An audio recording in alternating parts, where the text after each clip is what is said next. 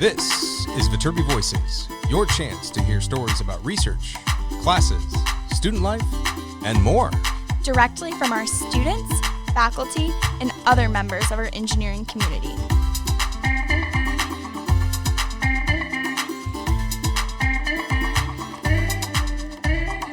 All right here at the USC Viterbi School of Engineering.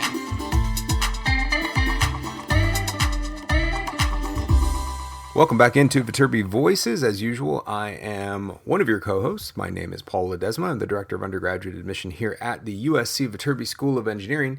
And for today's episode, you just got me. I'm sorry, Audrey is not here. It's just me because we're going to be talking about nothing but admission today.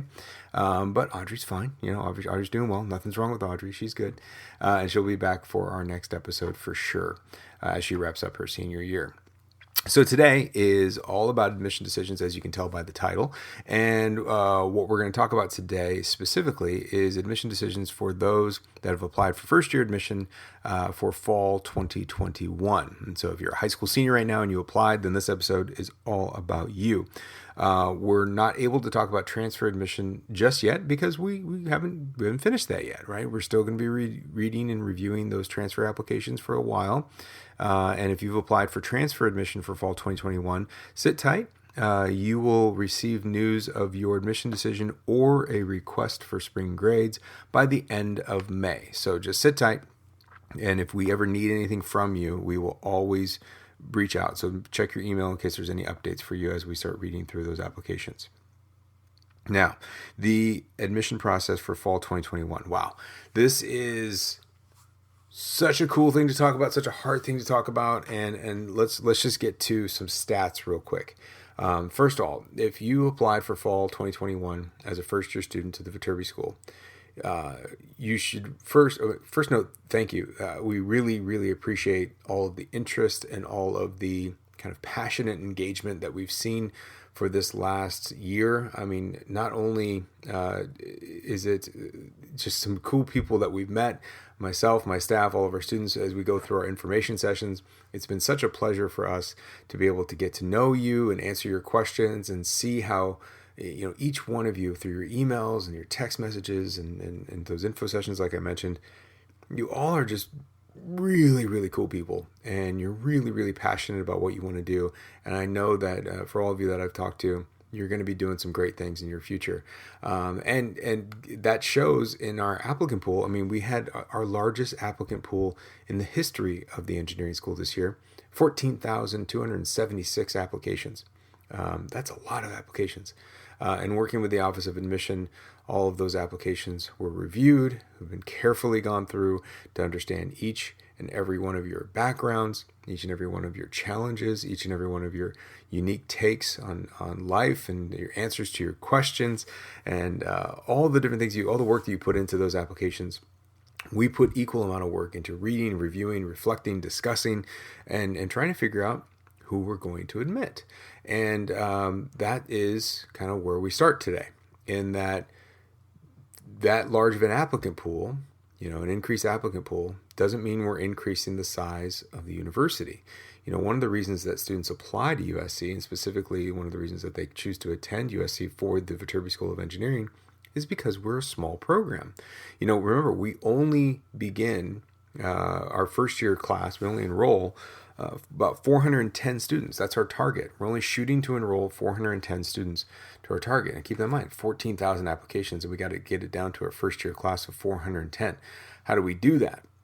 Well, the good news is that doesn't mean that we're admitting 410. That would be a little ridiculous, because you know that you've applied to a lot of different schools, and you're going to get admitted to a lot of different schools. You're not going to tell every school yes. And when we admit students, not everybody tells us yes. Probably about roughly a third of the people that we admit tell us yes. So you can do the math on that. I'm sure you've already done that. That means that we're admitting around 12 to 1,300 students. And if you do the math on that, you're recognizing that the admission decisions this year were challenging, and that means that the admission rate was a little below 10%. Now that is really hard. That means more than 90% of you that applied will not be receiving good news. Now, again, I'm recording this on the weekend. It's Saturday morning. I got my coffee. I'm all set up here. So first thing I'm doing this morning is getting through these thoughts and talking to all of you about the admission decisions, because I wanted to get this out this weekend, because the admission decisions are coming out on March 30th. So that's Tuesday.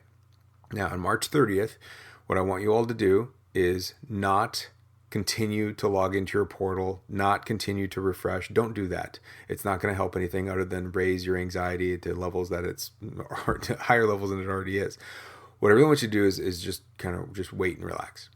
You're going to get an email. We're going to email you, and we're going to go through waves of these emails kind of throughout the day. It's not one time. It's not one day. It's not one time. It's not 1 hour that everybody's going to get an email. It's going to kind of be rolling through, because that's how our system's going to work. That's going to manage the flow of traffic.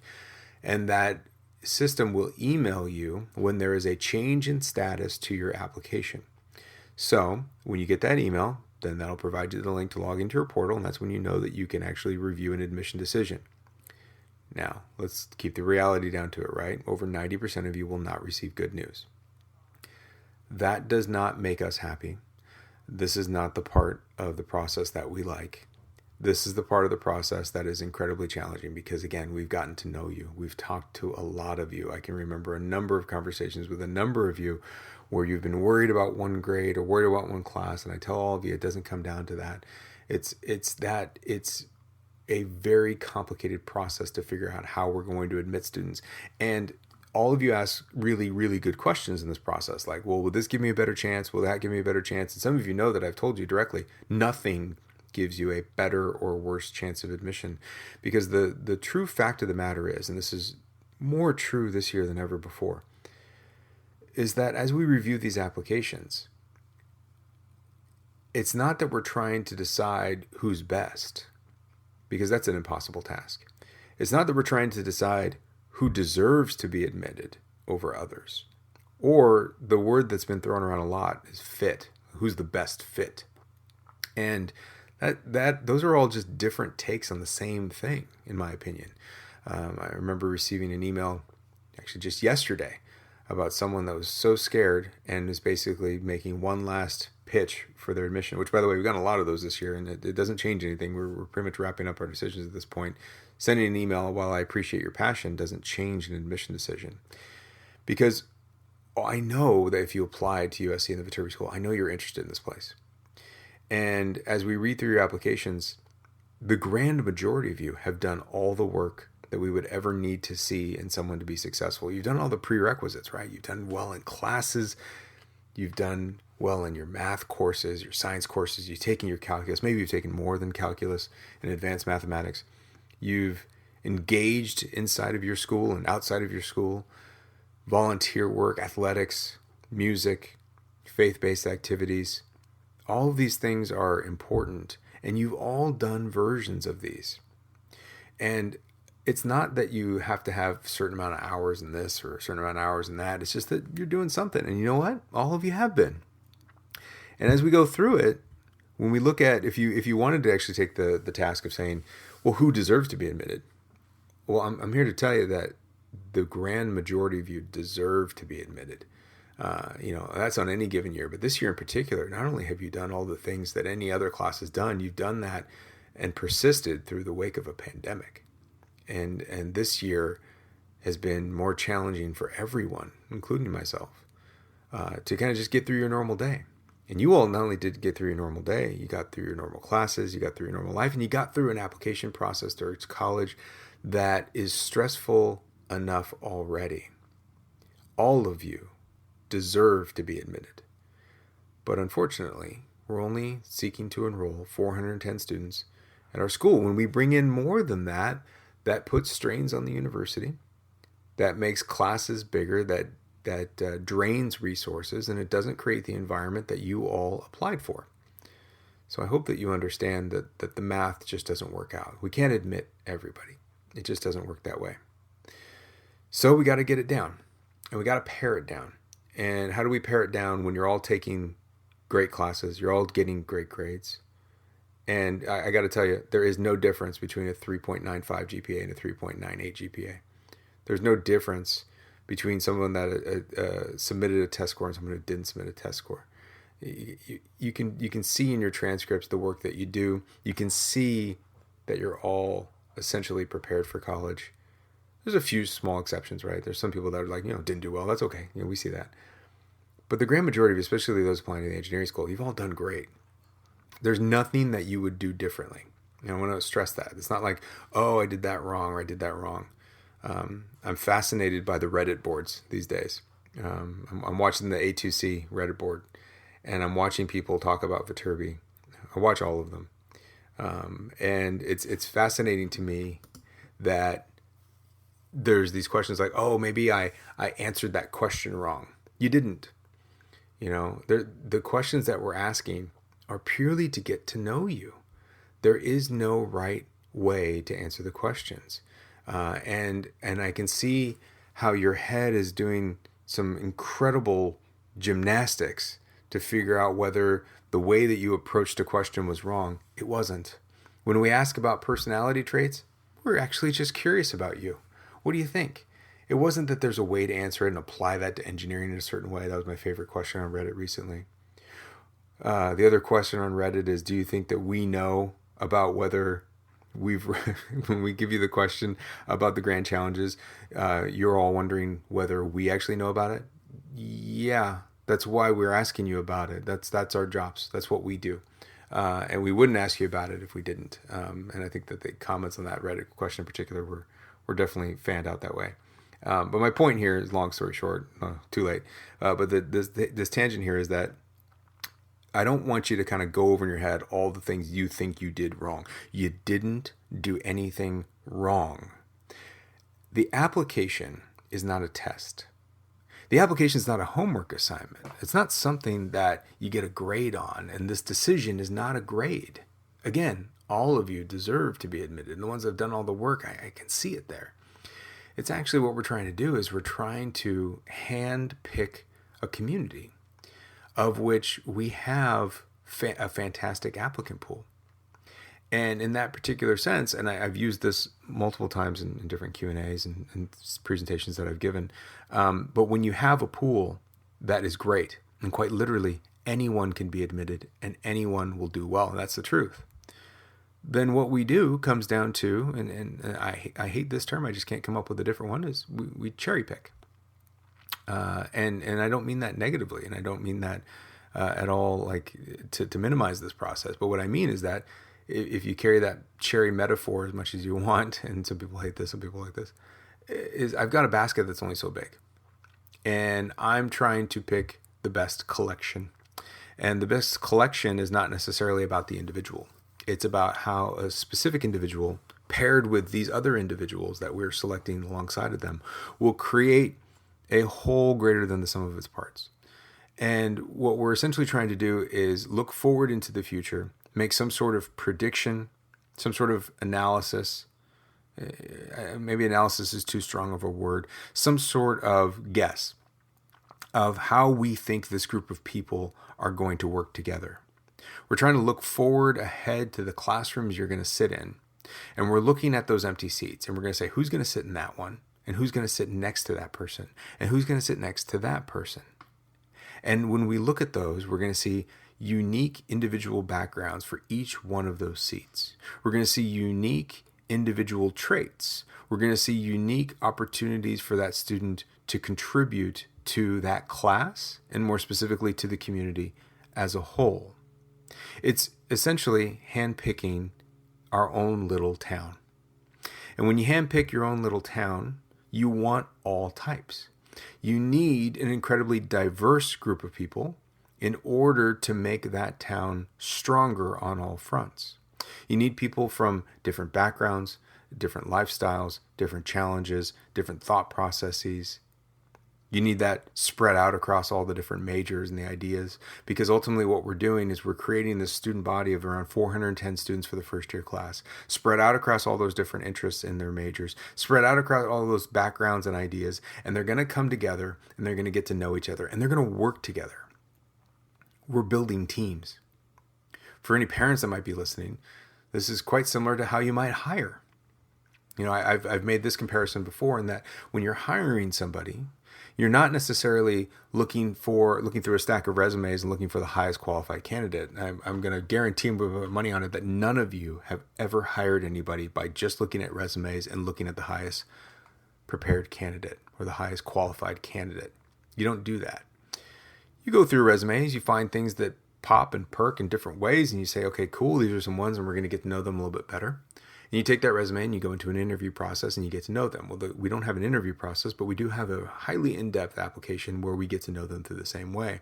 And what you'll find is that when you've made those hiring decisions, you didn't make them based on the resume. You didn't make them based on some sort of test score or qualification. You made it based on how that person was going to interact with you and with others that are already on the team. Or more specifically, if you were hiring a whole team, you didn't hire 5 of the same person. You hired people that were going to complement each other. And that's exactly what we are doing. We're just doing it on a different scale. We're doing it with a different set of data. And we're doing it with the reminder in this whole process that we're dealing with 17-year-olds. We're doing it with not fully formed adults. We're doing it with children and children that are about to become adults. And it's our obligation to help those children be successful and help them rise to become the adults that they're going to be. And that is a heavy obligation and something that we take incredibly seriously. It means that there's no right way to do this. There's plenty of wrong ways to do this. I think we're on the right side. We've been doing this for quite some time. I've been here for over 20 years. And I am more proud of our admission process now than I have ever been, because we have been taking long strides to address issues of diversity, equity, and inclusion in our incoming class. You can see that in our statistics of our most recent incoming classes. And if everything goes the way that it looks like it's going to this year, we're going to make even larger strides this year. And ensuring not only that we're doing our part for the nation in helping historically marginalized students, but also making sure that we are producing the best engineers that we possibly can. Because as an engineering school, our job, as our dean states it, is to make sure that we're doing as hard as we possibly can to engineer a better world for all humanity. And that begins with what we do in admission, in bringing together the best group of students that can not only do the work, because that's the bare minimum. Completing the prerequisite standards is the bare minimum. But the ability to contribute and build the community, and more specifically, contribute to unique solutions that would help humanity, I have to tell you, this is something that we actually think about. And it's something that we're trying to understand from each of you. And it's not because I didn't say I'm really into solving this problem for humanity in my essay. It's not about that. You can be passionate about band, and we can see through what you want to do. We can see those ideas. We can see passions. We can see interests. So all this said, we take it very seriously. We go through this process very, very carefully, and working with the Office of Admission as they do the large heap of this work. And I shout out and thank you to everyone in our colleagues in the Office of Admission as they're dealing with nearly 70,000 applications as a whole. Our 14,000 is just part of that. And this is something that we all take very, very seriously in helping to kind of build our community, and knowing that we're about to tell over 90% of the students that this is going to be bad news. So chances are you're listening to this mathematically and you got bad news, or you're about to get bad news. So let me prep you with what that's going to be. If you click on that and you see that you were not offered admission, you're also going to see attachments and letters that kind of explain that process out, and also give you an FAQ. If you've been not offered admission, then I want you to read carefully through that frequently asked questions sheet. You need to read through the frequently asked questions sheet, because that FAQ sheet tells you everything that happened in our process. And more specifically, it outlines your next steps. The door to USC is never fully closed. If you want to appeal your decision, we're one of the few universities that welcome your appeal. That appeal process is specific, it is detailed, it has very clear instructions and very clear deadlines. I want to specify here that you should not deviate from those instructions if you wish to appeal. The appeal is very simple. Follow those instructions, do the thing that it says to do by the time it says to do it, and do not do anything extra. That means you don't email me, you don't email others at the school, you don't do that. That's not a good idea. Remember, following the instructions specifically for the appeal and following the deadline, that is your only shot. But that's the only way that we accept appeals. Okay, so if you're looking to appeal, that's how you want to do that. And you're more than welcome to do that. But I would also stress that when you read through those FAQs, it tells you your chances of appeal. That shouldn't discourage you from that if you're really passionate about it, but it does give you a sense of reality, and that appeals are rare, to give it a word. The other process is that if you have not been admitted, well, we can look at a future term. And we are happy to talk to you about preparing you to be a transfer applicant.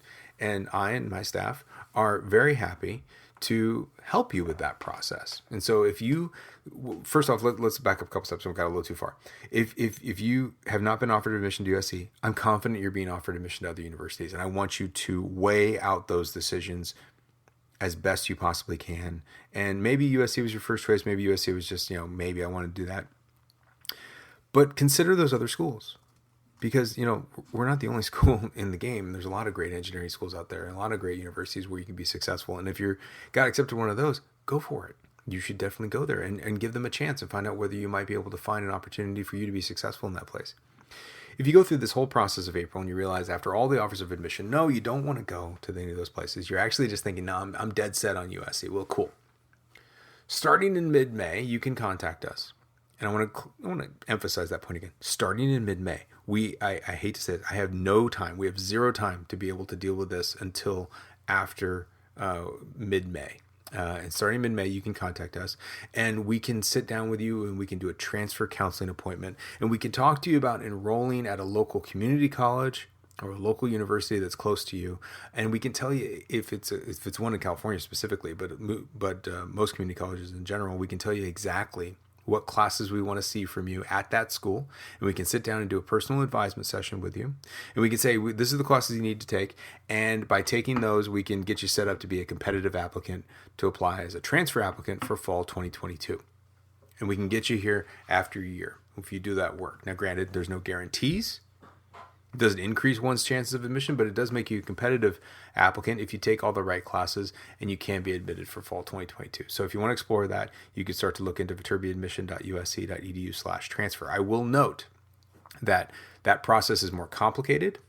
That process is it's not as smooth if you go to another four-year university. If you go to another four-year university, transferring is harder, because four-year universities are not designed to transfer out of. Community colleges are designed to transfer out of. That's the whole point of it. And you're going to say, but no, I want to go to a good school. Right. And so that's the choice you're going to need to make. And community college is a good school. That's the whole point. Community college is set up to put you straight into another university. And so you need to make those decisions, and we can have those conversations with you. But oftentimes I get students to say, no, I'm going to go to this four-year university. And it doesn't work out as well because the transfer possibilities are not there. They just usually aren't there. The courses aren't there. We can't see that. The four-year universities are designed to keep you at a university, not designed to transfer you out. So just keep that in mind. So if you didn't get admitted, read through the FAQ. It explains the appeal process. And also, if you want to go through the transfer process, we can start counseling you in mid-May, and check our website. We'll have opportunities for you for that, and links to register. And I'll put some more information on our blog as well. So there's that. Now, beyond all those processes, some of you are going to be angry. Some of you are going to be upset with us, and that's entirely natural. And you know what? I get it. These decisions, I know they feel personal, but they're not. It's just the sheer math of it. And for all of you that had your heart set on USC, I would encourage you to check out those other two possibilities, because those are your next steps forward. Okay, so I'm proud to say you do have multiple steps forward, and you can do both of them should you wish. If you want to go through an appeal, and then you can go through the transfer process, you can do all that while also still considering other universities. So just know that that's there. All right, now let's get into the good news. So there's a small sliver of you, roughly 9-ish%. That got some good news. Congratulations. And if you're stuck with us through this part of the episode, well, we've got a lot of stuff to talk about. First off, you have done some cool things. We're excited to see you, and hopefully you understand kind of how rare this possibility is based on the opening part of this discussion. But in your admission portal, where you got your admission decision, there is very specific information for you to check out. We've got all of our events coming up, and we've got so many things. They're all there in your portal, which is admission.usc.edu/status. And we've also put together another page for you, which is on our Viterbi admission site, called viterbiadmission.usc.edu/admit. And when you look at that page, it tells you kind of everything that you need to be able to do. And I want to first highlight that there are two types of admitted students right now. There's those that we've admitted for fall, kind of this traditional sense, you're going to be starting in the fall. And then there's some of you that are like, wait a minute, I got admitted, but I'm admitted to spring. What does that mean? Well, first let's talk about spring. If you were admitted to spring, congratulations, you're admitted. And this is something that we do in lieu of a wait list. A lot of universities put out wait lists, which is kind of like, oh, you might be admitted in the future. And we don't like that possibility. We want to be more definite with it. So if you've been admitted to spring, then you've been admitted, and we will start you in the spring. There is a slight chance that if we don't fill our fall class, if students decide to go elsewhere and we don't bring in that 410, if we have some extra spots, we might be able to pull some spring students over to fall. But I want to caution everybody that that is not a high probability. It is a slim possibility. I'm going to say that again. Spring admits moving to fall is not a high probability. It is a slim possibility. And in the last couple of years, we haven't really done it. So just keep that in mind, that spring admission is, you should be counting on spring and be considering that. And you could say, well, I've admitted to fall elsewhere. Can you change it? No, I can't. We've got our fall class. And so that's what you need to consider, is that spring at USC or fall at other schools. I can understand that dilemma. And I don't know what I would do if I were you, but that is what we are offering. That's what we're able to offer, and we'll get you started in the spring semester. And if you're going to take that route, we've given you some specific information. We're going to email you with some more specific information about what you should be doing in your fall semester. Quite literally, you can do whatever you want in your fall semester, but in order to stay on track to graduate with your class that's starting in the fall, we're going to recommend that you attend a community college in the fall. We're going to tell you exactly what classes to take so that you can be on track and not lose any time towards graduating in spring of 2025. Because all of you, we're considering our class of 2025, and we're super, super pumped to bring you in. Now, fall or spring, your first thing that you should do is register for one of our Viterbi School of Engineering keynote sessions. The keynote sessions are going to be the beginning. If you're going to do one thing, you just do the keynote, because that's where we're going to cover everything. We're going to cover our curriculum. We're going to talk about your 4-year plan. We'll talk about our co-curricular programs that will fulfill your experience, and talk about what your 4-year undergraduate experience is going to look like. And every one of our sessions will have a bunch of our current students there to not only help answer your questions, but to also lead some discussions among you all. For fall students, you can register for any one of 3 programs. We have it on April 6th, April 13th, or April 20th. And for our spring admits, we've got 2 programs on Monday, April 12th, or Monday, April 19th. There's specific information for each one of these cohorts. So fall admits can only go to a fall keynote, and spring admits can only go to a spring keynote. So just keep that in mind. Now, we're also sending you some information. We're going to be sending you your academic experience guidebook. It lays out everything that you're going to want to see. So check the mail over the next week or so. Post office has got some delays, but we will be sending you this document. It's a personalized book for you that shows you exactly what your curriculum is going to look like, along with more information about your school. There will be other events related to connecting with our current students, because that's one of the coolest things that you want to be able to do. So we're going to have a current student live chat on Saturday, April 10th. Make sure you register for that. Talk to our students, ask questions. If you're a shy person, just attend anyways to see what types of questions are being asked and get to know. I want you to connect with our current students, because I think that's one of the most important elements. When you're trying to decide between engineering schools, they're all great. They're quite literally all great, and you will do great no matter where you go. I know that because we admitted you. But where you're going to do best is where you're going to see yourself being the best version of yourself. And so as you start to go to these live student events, I want you to think about these students. Are these students that I would hang out with? Are these students that I would ask questions of? Are these students that I would be friends with? Are these students that are doing things that I want to do? And that's the type of filter I think I would want you to apply to every one of the schools you've been admitted to, because your fit with the institution is the most important. Remember, there's that word again. Fit is something that's a kind of a false positive in the terms of admission sense of whether we're looking for fit, but you are actually looking to where you will fit the best. And that is true. And that's what you're going to get out of these ideas. So Saturday, April 10th, do a live chat with our current students. For all of our women out there, we have an all-female panel. Our Women in Engineering live chat will be Sunday, April 18th.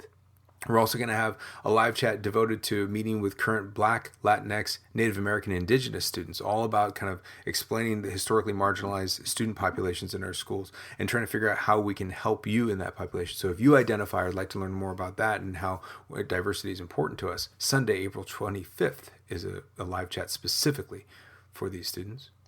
And we're also going to have a student organization fair. We're going to bring all of our student organizations, all of our design teams, right? The professional organizations, the things related to stuff they design and work on. And we're going to have a live student organization fair, essentially different Zoom links for different student organizations all going on at the same time. You can hop into one and meet with the Associated Students of Biomedical Engineering and hear what they're doing, then hop out of that and then jump over to the Formula SAE racing team. And then when you jump out of that, then go over to the Rocket Lab one. And you can just keep hopping around from booth to booth to booth to get to hear from our current students from all of our student organizations, hear about not only what they do in their organization, but also see how they run their organization, which is kind of a cool opportunity. Our faculty are going to be involved as well. And we're going to have faculty roundtable events for every one of your majors. Now, we're currently scheduling these right now, so we don't have specific dates, but we will email you when we have specific dates for your major, and check our website and check the portal for when we have these locked down. But we're going to have faculty from each of our departments: aerospace mechanical, astronautical, biomedical, chemical, civil and environmental, computer science, electrical and computer engineering, and industrial and systems engineering. We're going to have a couple faculty together. We'll lead a session. They'll talk about their curriculum. They'll talk about their programs, and they'll answer questions about the classes and research that they're doing so that you can get a better sense as to what you're getting into. And finally, we're going to have one big event at the end, which is what we call our AMA, our Ask Me Anything event. So this is all about, like, as you've gone through the month of April, and if you have not yet decided as to what you want to do, then register for our Admitted Student AMA on Tuesday, April 27th. This is an event where we don't have any presentation, we don't have any discussion. We quite literally sit there and we let you ask questions, and you all will upvote the questions inside the live chat so that we can figure out what it is that you want to ask, and that's all we do is we answer questions for an hour.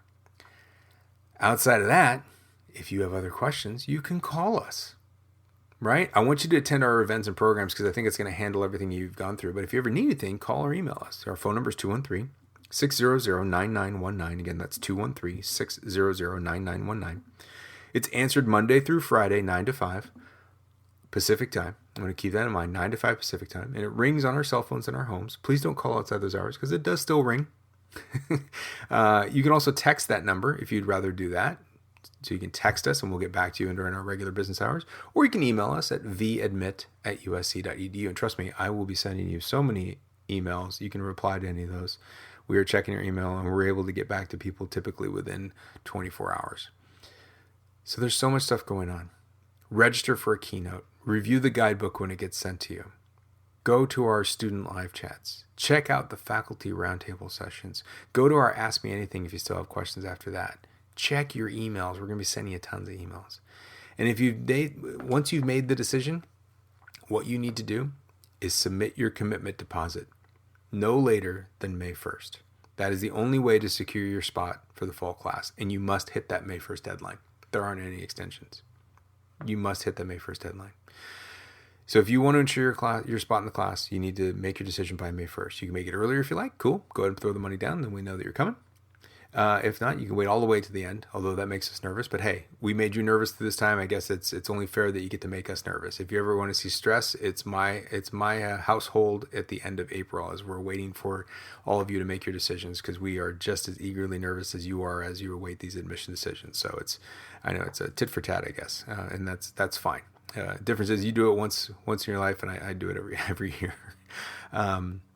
So get that deposit in, and if you've decided that you're going to be joining us after your deposit, you will be notified when it is time to sign up for orientation. Orientation is where your life at USC begins. You register for orientation. It's a summer orientation process. At this point, we're planning for a virtual orientation, but things may change, so just keep your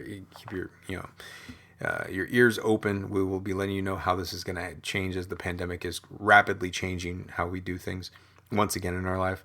But orientation is the process by which you meet with your academic advisor and you register for your classes. You actually will register for all of your classes. You'll know exactly what your fall schedule is going to look like in June. So make sure you register for orientation. That's your first step. You got to do that. A note about housing: when you're admitted, you have in your portal, and I think they're also sending it to you, a housing brochure. You can actually sign up and put your housing deposit in, regardless of putting your deposit down. If you wanted to kind of secure a spot, housing is guaranteed to you, so don't worry about it. You're going to get housing. You're going to be living on campus. But if you have a specific building that you want to live in, for whatever reason, it is always first come, first serve on who requests it. So if you want to get your housing in and you're willing to forego that deposit should you not enroll at USC, and it's a nominal cost. It's not that big of a deal. I think it's very low. I don't remember the exact amount. But if you want to do that, you could put your housing deposit in, and that has no indication of whether you're actually formalizing your commitment to USC. It just says you want to get your name on the housing list. Again, you're guaranteed housing. You don't have to do that, but make sure you look through that Living at USC brochure, because what you'll realize is that what you're always asking about university is what's the best place to live. I'll tell you, there's no answer to that question, and this will come up. I think it's something you can talk about in the student live chats. Is that everybody loves where they lived. Because that's where you start building your community. And as far as like physical amenities go, they're slightly different buildings. The biggest thing you should think of is that there's different layouts, right? There's a suite style, there's an apartment style, and there's a traditional dorm style. They all have pros and cons, but those are pros and cons that are individual and subjective and personal to you. So figure out what's going to work best for you and figure out how you're going to go about your living style. And all of them are where you're going to build community. All of them are where you're going to make friends. And that's where you're going to really start to build your identity at USC. And there aren't different identities to different residence halls, as much as people want to make them to be. Because every year is a different group of students. If it was an identity, then they would stay there. And no one lives in residence halls. No one lives in those freshman residence halls as sophomores, juniors, and seniors. So the identity thing is not a true thing. Just keep that in mind. Okay, so we talked about the admission process. We talked about those next steps for those that didn't get good news. We talked about all the next steps that happen for those that do get good news. And outside of that, I think that's where we'll wrap up today's episode. And I just recognize that I do take this job incredibly seriously. I think it's a great privilege for me to have this job. And it's a great privilege for me to work with all of you that are out there. This time of year is heartbreaking for me personally, as we cannot admit fantastic students. But it is, it all makes sense when I have this talk mostly to myself every year about how we do this, why we do this. And I think we do it for the right reasons. I think we do it with the right ways.